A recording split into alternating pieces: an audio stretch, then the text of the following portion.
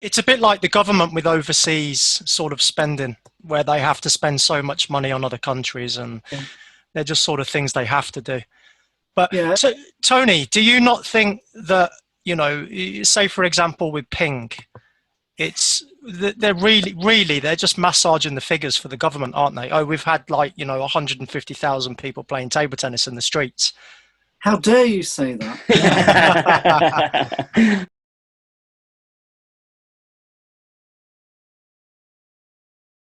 Hi everyone, and welcome to the Balls and All show. Today I have with me Anthony Catt. Alongside me is Mr. Eli Pearson from Everything Table Tennis.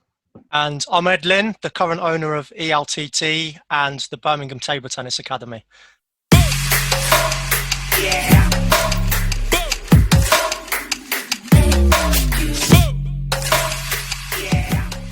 I'm on the finance committee. There are two committees really that run off the board directly. There's the finance and there's the governance and risk. Because I work in financial services, they decided that finance was good for me, which is fine, I know about it. But the governance and risk is actually what I do for a living, so it's a bit bizarre. So, Tony, I've been sort of looking at different things and trying to work out where sort of TTE spend money and stuff like that. And some of it's a bit confusing. Some of it's, it's a bit nondescript in places and stuff like that. Just some of it. Yeah, yeah, I'll go on to that. but yeah, I just wanted to know, there's different things mentioned and stuff. What is core costs? That was one item there, and I think it's something like about 350 grand or something like that. Well, the core costs are literally the costs of staffing and all of the things to run the whole thing. So the core costs would be things like the costs of being in the badminton centre, the salaries of all of the staff, the expenses of all of the people that generate expenses, and part of the spending on things like performance and such like. But what you'll find, the core costs are literally just those things to enable the organisation to run. Right, I see. Yeah. Okay. Because what happens is that a lot of the things we receive specific grant money for. So Sport England pays about 75% of our income. Yeah. And on that, the spending of the Sport England money, there's very little discretionary money left over. So we get a specific pot for a specific thing. So for example, there's a pot for the ping tables. Yeah. That can only be spent on ping tables. It can't be put onto anything else. Likewise, ping pong parlours. But then more interesting to the membership, there would be the pots that come in to pay for performance and other elements of the performance structure. And also, I think the costs of running the tournaments also come into the core costs as well. So, Tony, how does some of that fit in with, say, for example, the whole sport plan? Well, the grants are applied for as part of the whole the plan itself. You have various participation, places, people, and performance, and the whole thing is geared towards specific elements of that. So the various grants come in to pay for those things specifically. So I guess in one sense, what you're saying is that in one respect, Table Tennis England have got to spend their money according to what Sport England want them to spend it on. Pretty much, yeah. And I think the real problem is that we are very reliant on that Sport England money, and the fact that we have very little discretion on spending it. Colin made the point yesterday that we really need to try to move away from the Sport England money if we can and as we can, then we would have much greater discretion about Flexibility. doing things that we want to do. I have certain issues. I'll probably get shot for this at some point. Certain issues about the way the performance money is allotted, because personally I think that it's rather top heavy. And so there's an awful lot spent chasing around Liam and Paul and Sam. I think it's about I think it was about £160,000 or something like that. And I wonder whether that's value for money, because anything that we're putting into them can only really be incremental improvements and little tweaks and whatever. Not only that, to be fair, we must remember that these three earn a very good salary themselves. Yes. So I've sort of questioned that a few times, and the answers that I've got have come back to, we got money specifically for this, that, and the other, and that's it. But, obviously I would say that performance should really be much wider than elite performance, because for me, performance starts with the... anyone in the England squad, really, no? Well, the Aspire groups, the 9 to 13, all of those things I would think would be part of the performance, and also the progression of those people. Absolutely. And also trying to give a whole structure to the competition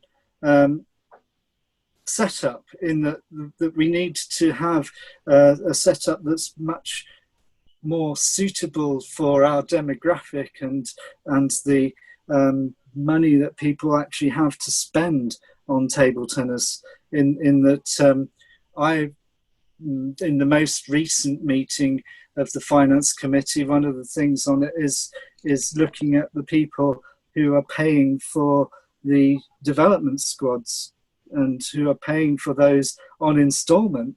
And I'm thinking, oh my God, really?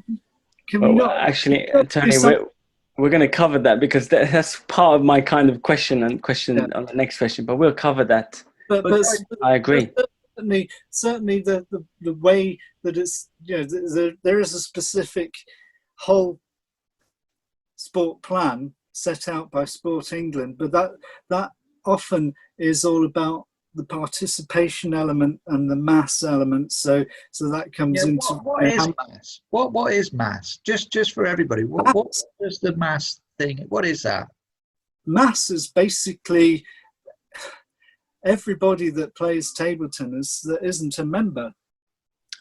Right. So as many people as possible, basically. So they're trying to count all of those people that use a ping table, who are currently playing somewhere in Brighton this afternoon, trying to get a count of those, to actually, that's the Sport England thing, to get figures of participation. And so they're counting. They continue to get funding.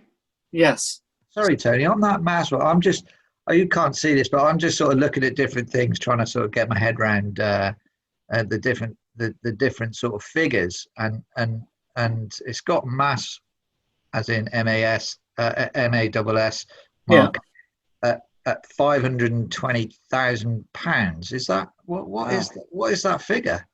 It's the costs of putting all the ping parlors in place and all the ping tables and installing them and all that. Okay.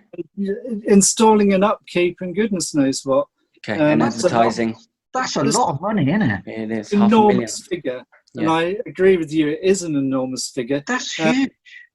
But Sport England are happy for us to be spending that, because that's the money they've spent. And as Ed said earlier, Table Tennis England does actually have to spend it on those things. It's a bit like the government with overseas sort of spending, where they have to spend so much money on other countries, and they're just sort of things they have to do. But so, Tony, do you not think that, say for example with ping, they're really they're just massaging the figures for the government, aren't they? Oh, we've had 150,000 people playing table tennis in the streets. How dare you say that? On the ping tables, I can't think how they get those figures with any great accuracy. The government is keen for people to be active. What's actually coming from that money? Well, the thing about the ping tables, I guess, is that they are there for people to use. But for example, in Brighton, the Brighton Table Tennis Club goes out to the ping tables and runs sessions on them.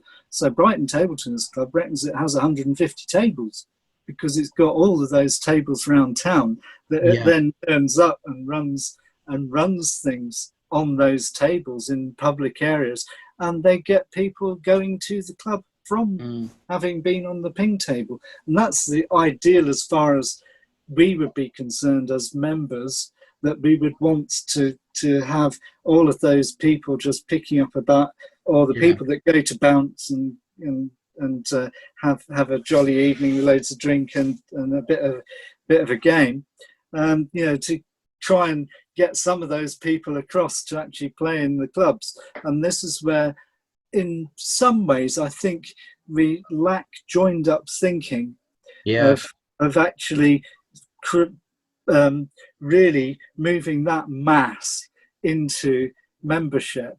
And it's all about, the ping pong parlours. Does the local league, does the local club know that there's a ping pong parlour in Ferrum? They found out by accident.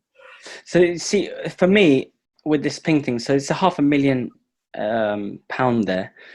I'd like to know how many tables there are across the country, because it cannot be costing £500,000. They're definitely getting it at cost price.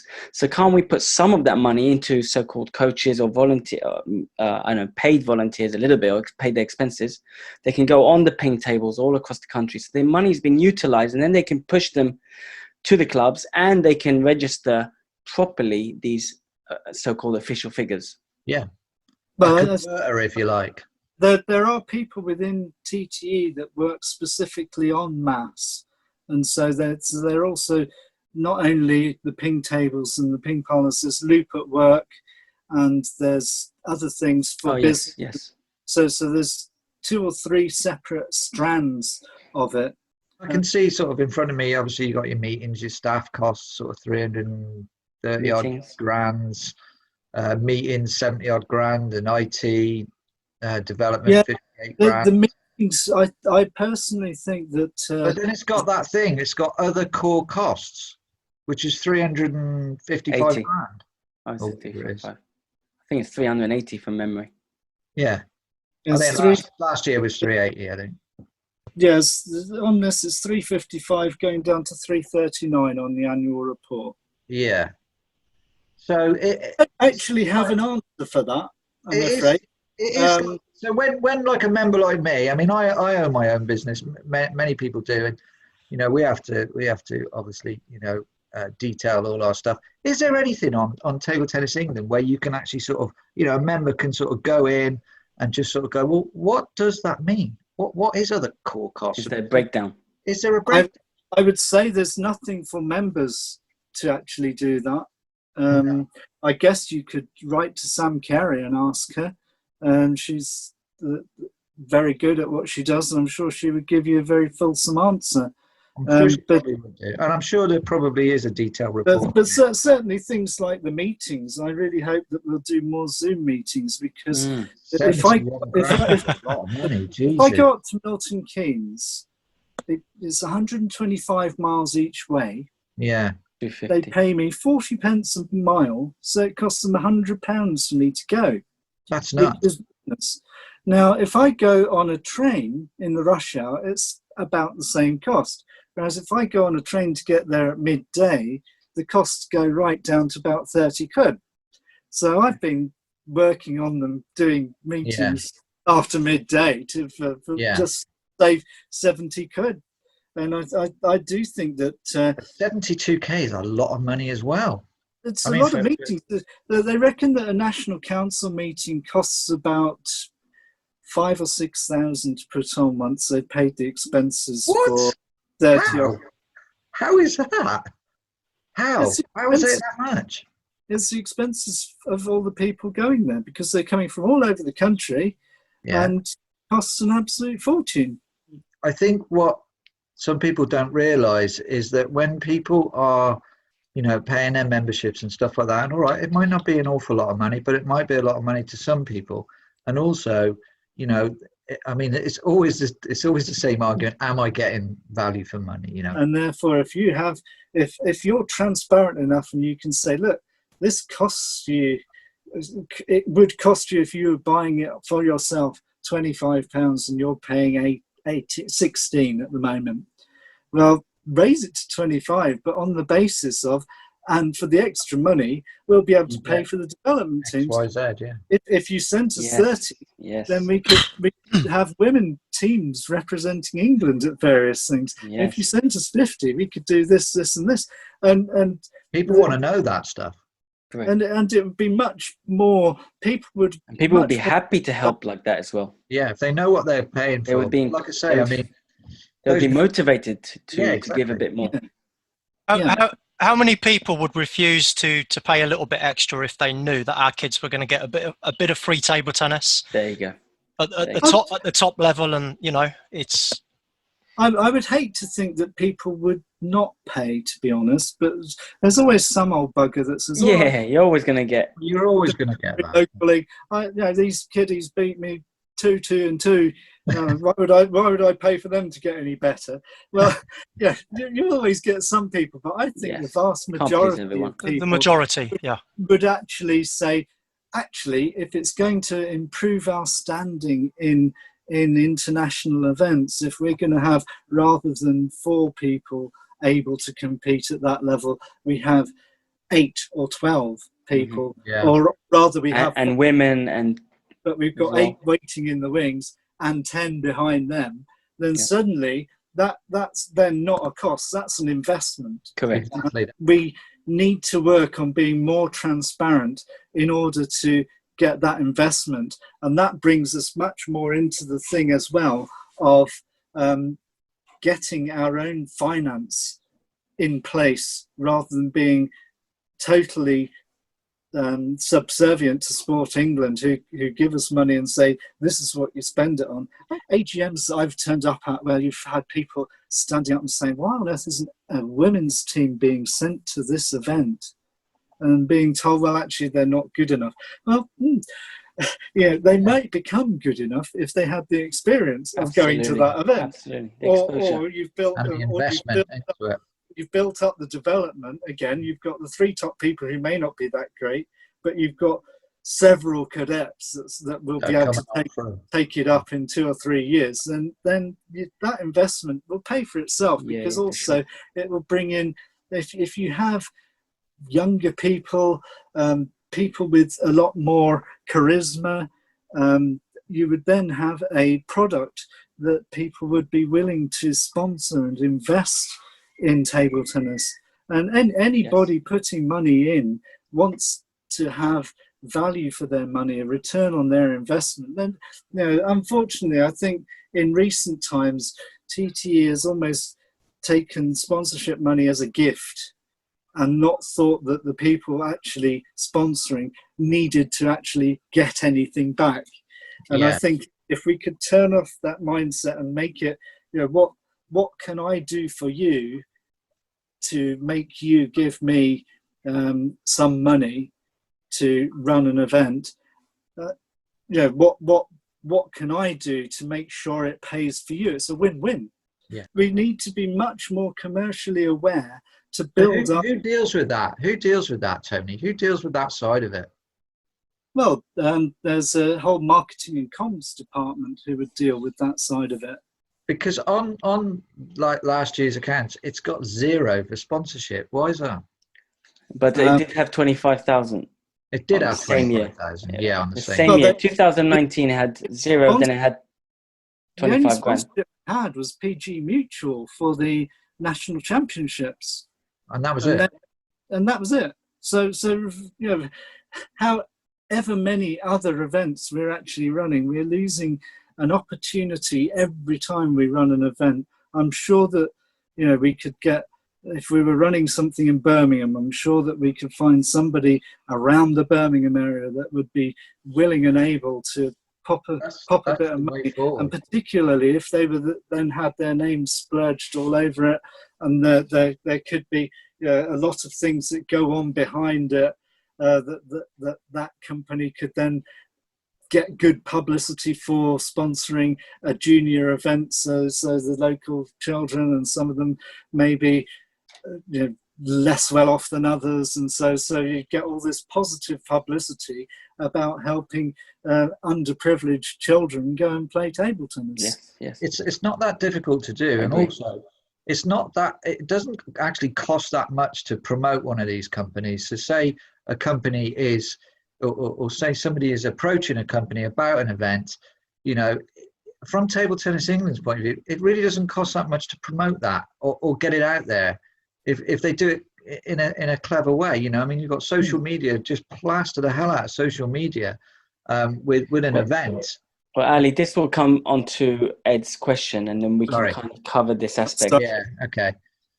Before I move on to my question, Tony, just going back to the sort of transparency element that you were speaking of, I think it needs to be a lot broader in terms of containing a good level of education as well.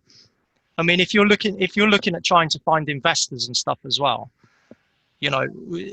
what are they getting? It's all a bit, Well, that's where I think we miss a trick, really, in that when they took on PG Mutual, I work in financial services and I'd never heard of them. So you're already playing in the paddling pool. It could be all regionally sponsored stuff. It's quite easy. And it's that sort of thing, and it's that thinking that isn't currently happening.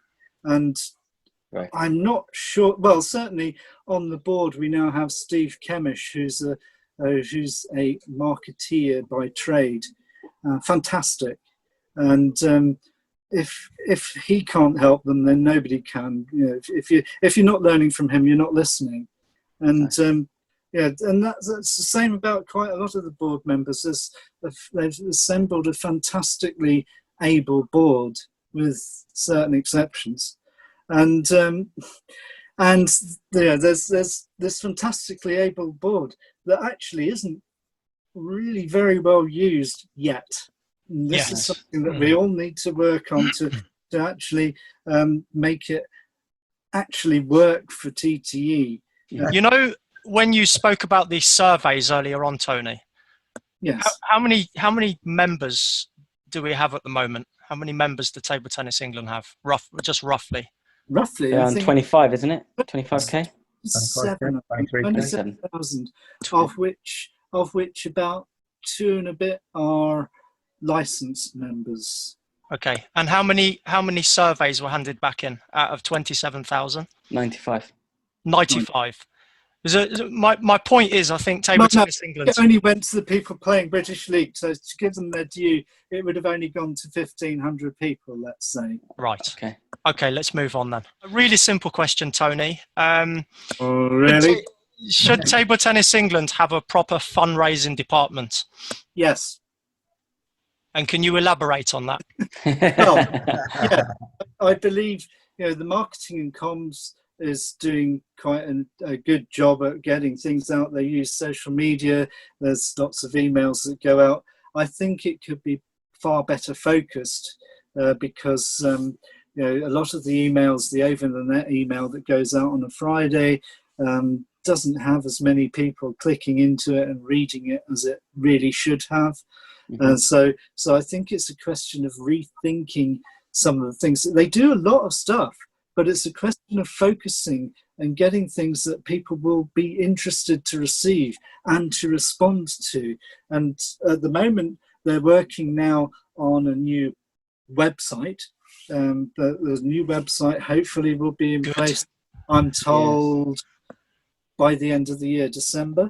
Okay. The work has just started on it, so it's going to take Not going to cost 100 grand, is it?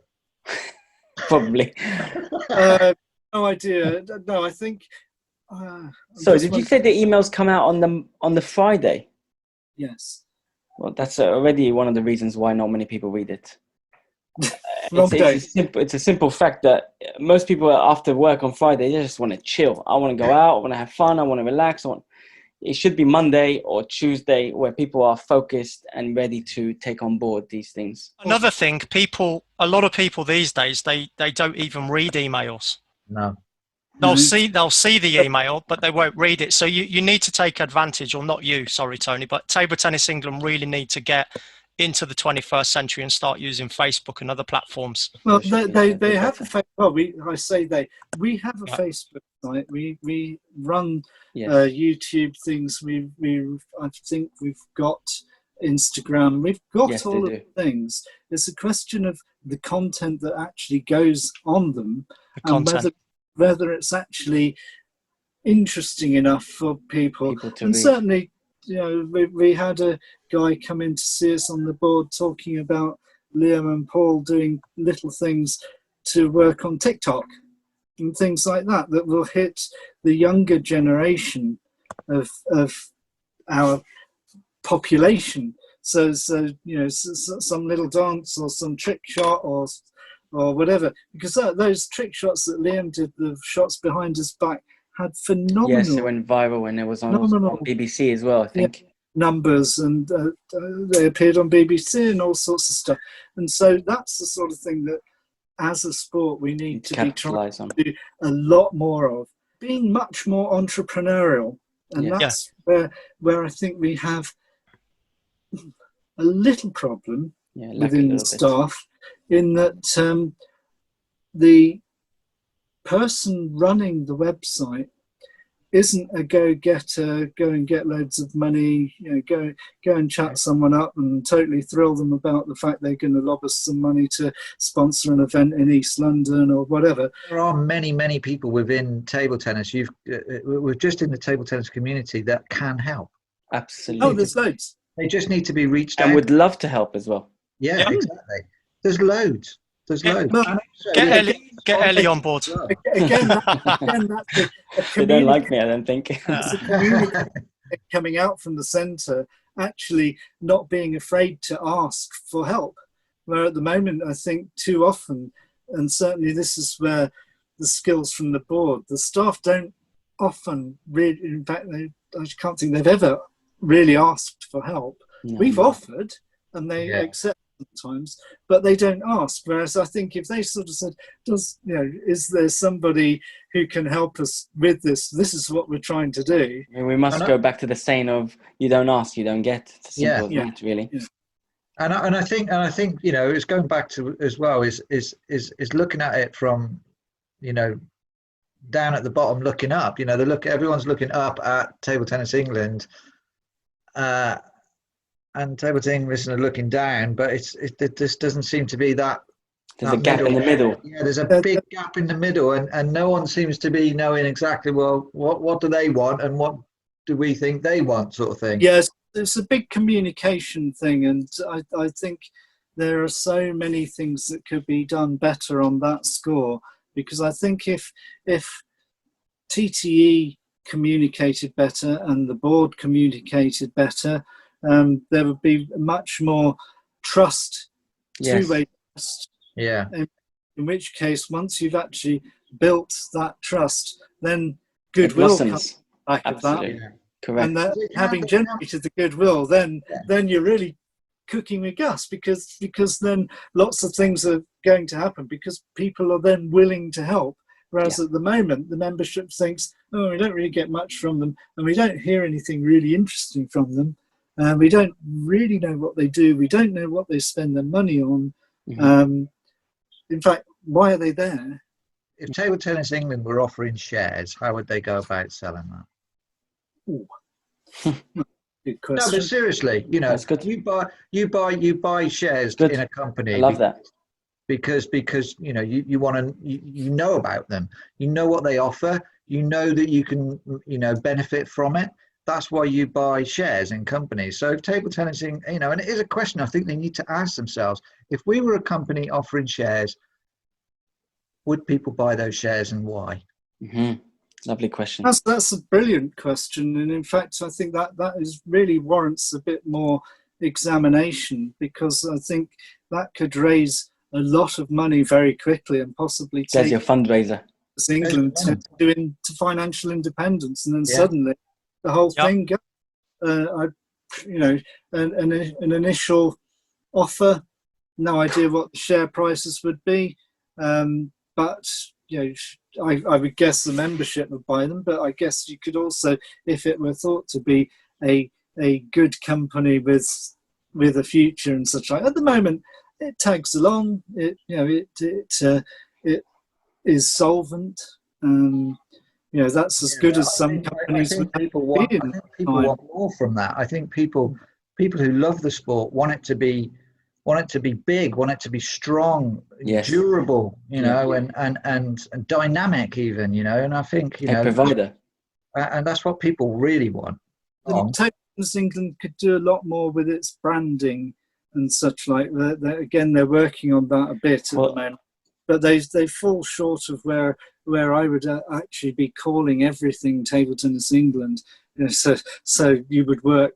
If you were my Sussex County management would be Table Tennis England Sussex branch, and that sort of thing. All the Grand Prix would be Table Tennis England Grand Prix, the British League, Table Tennis England British League, and it then becomes this big name awareness. They are actually providing all of these things. Yeah. But then it could be Table Tennis England in association with or partnering with, Coca-Cola. Yeah, exactly. So in actual fact, they're a lot better placed than a lot of companies because there's actually quite a lot of products that we already have in place. Mm-hmm. So there would actually be a basic value if we were to do an initial offer of shares. For people. Is a great way to do it. Fantastic. I'd like to add with the funding bit as well. I don't particularly think it's that hard for Table Tennis England to go and say, right, we've got a group of youngsters, the England squad.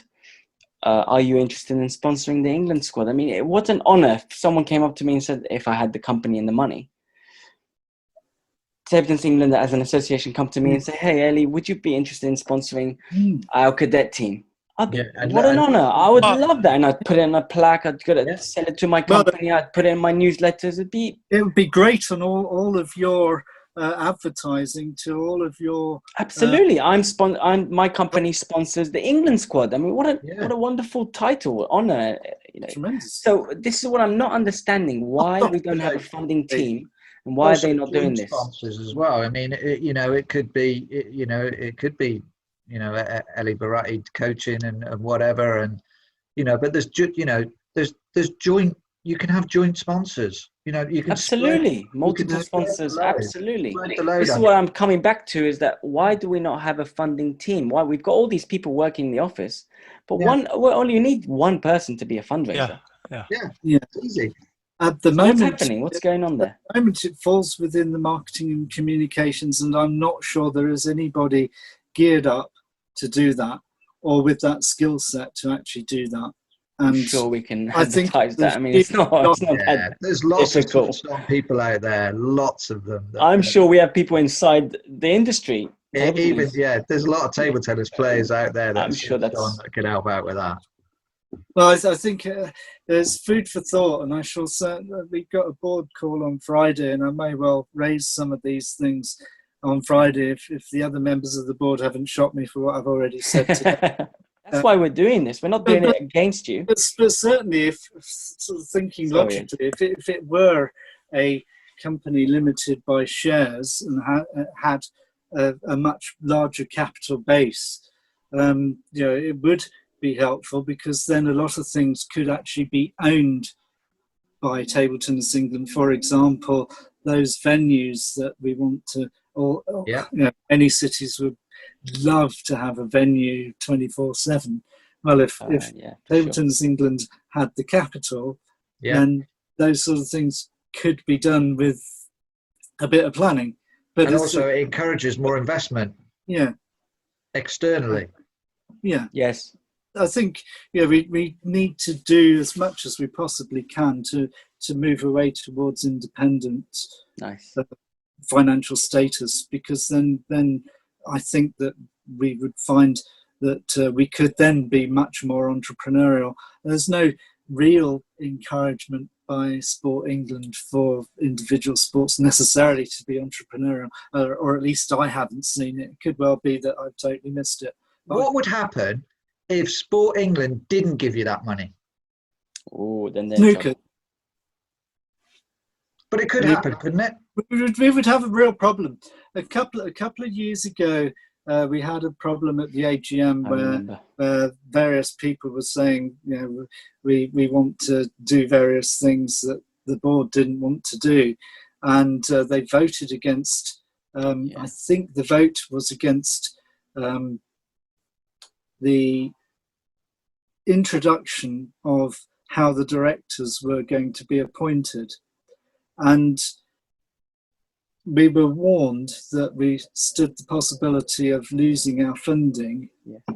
And indeed, there was a person from Sport England at that AGM who reconfirmed that. And people were still sort of saying, oh no, well, we still have time. Well, on the Monday or Tuesday, we got a message saying, if this doesn't happen, you will lose your funding. Yeah. In fact, there is no more funding until the thing is put in place. Wow. I spoke to someone from Table Tennis England. I'm going back maybe 4 or 5 years now. And I said, we've got quite a few millionaires that play table tennis, and a few billionaires as well. Probably. Yeah. A lot of business owners. And I won't say who it was. It's not that important. But somebody said to me, tell them to come and speak to us. And I said, it doesn't work that way with these people. No, you've got to go and chat to them. Correct. You've got to go and chase. You've got to put a plan together. You've got to be proactive. And if you're not doing that, what millionaire is going to take you seriously? Absolutely. And I have to say, I had the same thing. Simon Mills told me as well. He said, oh, can you go and bring them to us? And I thought, no. Whoa. No chance. And once they got, for example, the Bates people for the national championship, it was, we've done that, great, job done. And you think, well, job not really done, job not started. Yeah. Job started, now take it forward. Yeah, Sport England, bless them, they do actually leave TTE to run itself. So there's there's not any kind of big stick coming down from Sport England. Unfortunately, we have very little chance of actually winning medals at the Olympic Games. Yeah. Which is a real problem in that there aren't enough medals for us to win, because things like cycling and rowing, where they've managed to generate a lot of medals, they get a lot of money. Yeah, but they don't have to compete against China. It's a bit different. No, not yet. No, not yet. It's coming. Yeah. How can we improve financial distribution? So we've kind of covered it, but what I'm trying to say here is, let me give you a quick, simple example. So we've got the EYS and the Hopes and all these young squads. Wonderful. Now I work with a few other national teams, and I go there and I coach them and stuff. And I ask them, do the kids have to pay? And the truth is, no. And I work with 4 national teams, and I can probably give you a list of. I only know one country that the kids have to pay. The rest, they're all paid for. And in fact, some of them are even paid. And I'm talking about cadets and juniors paid to be in the national team. Now, in what industry on the planet you work your way to the top and you have to pay for it? You're asking an existential question there, really. But I'd have to say that I entirely agree with you about your thought matter on that. I have asked about this when I brought it up at the last finance meeting, because we were looking at people that were paying their money off in bits.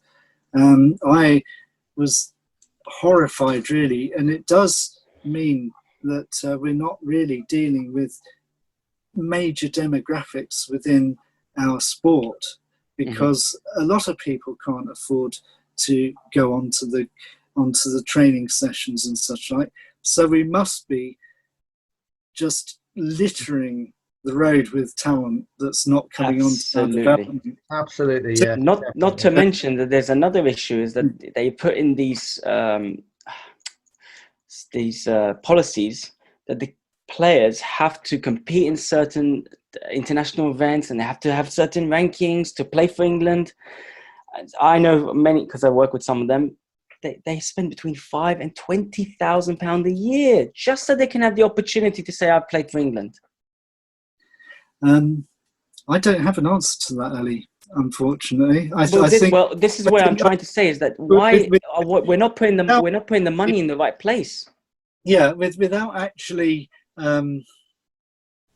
it's a difficult one for me to answer, because I think that the problem is within the management system of the performance area. And I think that this is where possibly not having people from the sport who understand that not all the children go to public school. And so therefore they don't understand that people can't actually afford even to go from, Romford to Westminster for something. And so there's this, I guess that is sort of ivory tower stuff in some ways. The money should be better distributed. But then this is where my ignorance comes in about the money coming in, whether the performance funding states elite only. Yeah, that's something we need to find out. Or whether it actually should be going wider and it's simply only being spent on the elite people. I would assume that it must say that, otherwise there would seem to be no reason why it shouldn't go a lot wider, because this is where the argument will always be, we don't have the money to do that. Back in the day, Table Tennis England, well, they weren't Table Tennis England then, but they paid for a lot of the stuff that was going on with coaching, with training, with events, expenses, tournaments, all sorts of stuff like that. Likes of Desmond Douglas and all that. I'm pretty sure that as he was coming through, he never had to pay for all stuff like that. No. Well, Colin Wilson, when we were talking last night, he basically said he'd gone through the whole system himself without paying a bean. Yeah. Wow. He's paying an absolute fortune for his son to go through the same system. Yeah. Which is nuts, so somewhere along the line, the funding has stopped. Someone's dropped the ball. Yeah. This is where you have to ask the question slightly, because now it's a company. Before it was an association. Is that where we're going wrong slightly? Are we looking at? No, not really. No? The company was a UK sport code of governance that they wanted to. The Portas report in 2015 brought in the requirement for sports to be run by boards rather than individuals. Okay. What previously happened was that you would get a chairman who would be voted in, and they would have their own treasurer, they'd have their own vice chair, they would appoint all of their own mates to run committees, and you would have this chairman, for example, in the past, Alan Ransom. Yeah, I knew you were going to say that. And they ran things very much their own way. Their own way, yes. And often then there wouldn't be the sustainability. Makes sense. Where suddenly you'd have this regime change, and then they'd say, "Oh, we don't want to do any of that. That's rubbish. Okay, we want to do this." And so, getting it onto the system where it's run by a board rather than by a person should lead to better sustainability and decision making than previously, where it could have been a lot of decisions, various conflicts of interest, and all sorts of things going on, which now shouldn't be going on, and I don't think they are going on.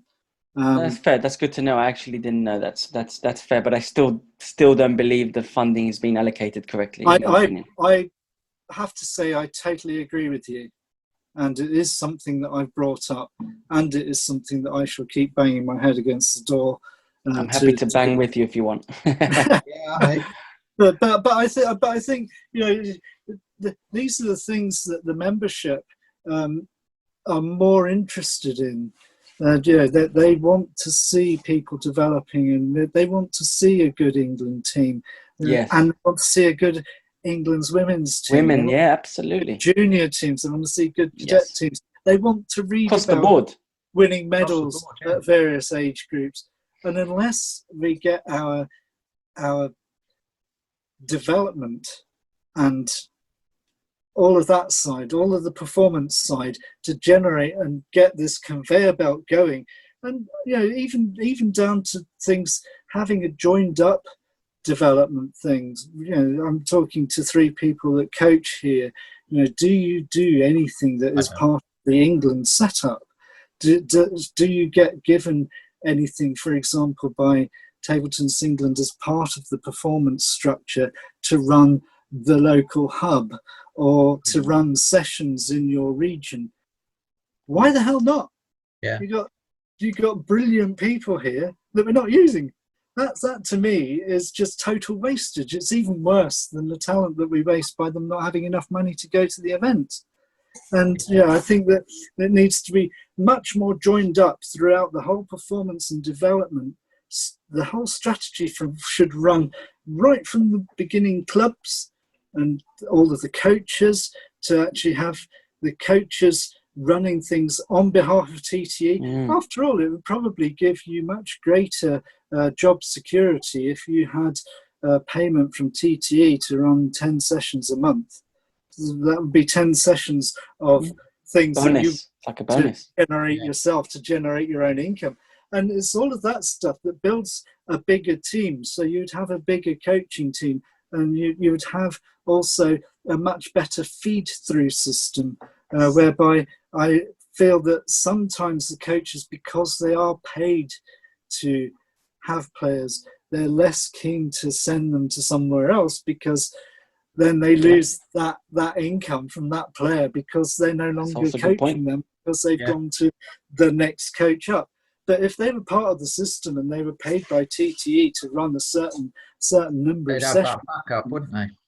Not a problem. You just say, right, well, you're ready. You're ready to go up to Ellie. You're ready to go up to Ed, and it just has a whole throughput all the way through. And you shouldn't get the wastage of players, because they will have a structure all the way up. Pyramid. And, there's competitions should also be part of that thing about having competitions on a regional basis at the right level, at the right age group, and it should all be there locally as well, again on a regional basis, because you're trying to get people who can't afford to go from East London to Birmingham for a tournament, but they could go to Greenhouse for a tournament, or and so you get much better. The whole structure needs to be one structure rather than little silos all working on their own. In simple terms, utilizing what you have. Yeah, they don't need to invent more coaches. There's loads of you. Yeah, but they use you and actually bring you into the whole system. Correct. And I think you made the most important point, Tony, when you said simply just to join the dots. Yeah. I get the impression a lot of people don't even understand what a sporting structure is, or how we can create the perfect structure from what we already have. It's already there. It's there. It's there. As you say, it just needs to be. It's not clear. It's there, but it's unclear. Integrated, a clear understanding of where you are within the structure, possible, obviously possible development opportunities for the coaches as well, so that rather than working on the bottom rung, they can get to work at the regional level, they can get to work at the national level. And so you're building the whole thing with people that are already in the system. Correct. So it's only a question of actually joining it all up. And I would also add to that. So I would also add to that, Tony, is that I believe many of the coaches, if they were approached by TTE, they probably even wouldn't want any money, as long as they give them the title of you're running a Table Tennis England little squad. I'm sure 80% of the coaches would be, what an honour. I'll happily do it. Only that, as long as it's part of your system. No, it then runs back to you being able to say, I run the under-13s for the south of England. Correct. great is that I'm a good enough coach that TTE trusts me. There you go. You Exactly. must want to send your children to see me because I Absolutely. am that good. No, there's no losers in that system. No. Agreed. And unfortunately, it's not being utilized, which is something that we should try and push for as well. So another great thing that we can be pushing for. Yes. Well, there's something that I said to Marcus Gustafsson the one day. I said to him, you know, we ideally, we don't want to be running to Table Tennis England because unlike the employees, we're not on a salary. No. And it would be awfully nice if people would come to us and say, how can you help us? And Yes. then we would put the proposals forward and say, look, Correct. if there's any help you need, we're there for you. Correct. Yeah, But- absolutely. We want to be part of that system. Absolutely. Yeah. Back to the trust and goodwill all the way up. Yes. Table Tennis England, please listen to Tony and what he's just heard here. Nice. Yeah. And if you don't, I'll put it all over my Facebook group. And there's one more thing that I'd like to say as well. I course, go think Liam Pitchford at this moment in time is the greatest asset in English table tennis. Yes. And if we don't start doing something about that, he'll be a veteran before long. So, you know, we need to utilize him. something. We need to utilise that. In many ways, we lost the opportunity with Will Bailey last year with the Strictly Come Dancing. Yes. We lost a massive opportunity. Yeah. Didn't move quickly enough on that. Because not only that, he's a great character as He's well. unbelievable. He's a fun guy, He's brilliant. and he would have been the sort of person who would have really made table tennis look good in the eyes of the public. Yeah. I don't really know Liam, so I would love to think that he was just as much fun, in which case we should be utilising him much more than we actually do to encourage people to look at table tennis, to sponsor table tennis, to play table tennis. We should be using him. Totally agree. And not just him. I mean, as many people as we can. Yeah. There's so many characters out there. There's a lot of influential table tennis people out there, and we just need to be tapping into them. I mean, I for one, and I'm a lone soldier here, anyone I see doing something good, I tap into them straight away. For example, Ali contacted me, to be fair, but as soon as I saw something interesting, I went on to him. I said, can we maybe do a joint venture? Can we help each other? When I saw Ed doing something, I tapped into him. Ed, can we help each other? Can we grow? And I just don't get the feeling. It's networking. It's just basic networking. The table tennis England don't seem to be doing this. I mean, I've been coaching for 20 years, and okay, I used to coach the England squad 15 years ago. But since then, I have to be honest, I don't think I've spoken to anyone except for Simon Mill once. And the only reason, honestly, why I spoke to him is because I admit I speak out, but when I speak out, I always try and give positive feedback. I don't just go, you're idiots, how dare you, you're the worst. I speak out with, these are the issues, these are the solutions that I believe that we can implement. Let's do something about it. But I get a phone call, hey, can we have a meeting? We don't feel what you're doing is right. I have a meeting, I'm getting, you know what I'm getting. Yeah. And I'm thinking to myself, well, hold on. Can't you see I'm a person that loves table tennis? I'm trying to help and I'll do anything I can to help. But you're pushing me away instead of utilizing the asset that you have. Yes, it's very wasteful. And I think all I can say, Ellie, is you keep doing what you're doing, matey, and all of you, because, Table Tennis England is very, very, although we don't often say it, we're very reliant on volunteers and actually very thankful for volunteers for what they do. Unfortunately, there's not enough people that actually say that publicly or face to face to the people from whom they've just received a fantastic service. Tony, it's been an absolute pleasure. Thank you so much for coming on the show. I'm sure all three of us will admit that it was extremely informative. You were honest, you were open, and we thoroughly enjoyed the experience of understanding a little bit more as to what's going on with Table Tennis England, and hopefully all these shows and these chats can bring us together and we can all move forward. In the meantime, hopefully if do find out what's going on with table tennis England, you'll tell me someday. Do my best.